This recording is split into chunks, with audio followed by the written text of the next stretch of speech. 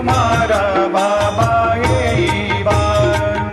सदा सस्वरूपं चिदानन्दकन्दं जगत्सम्भवस्थान संहार हेतुं स्वभक्तेच्छया मानुषं दर्शयन्तं नमामीश्वरं सद्गुरुं साईनाथं भवद्वान्तविध्वंसमार्तण्डमीड्यं मनोवागतीतं मुनिर्ध्यानगम्यं जगद्व्यापकं निर्मलं निर्गुणत्वां नमामीश्वरं सद्गुरुं साईनाथं भवाम्भोधिमग्नादितानां जनानां स्वपादाश्रितानां स्वभक्तिप्रियाणां समुद्धारणा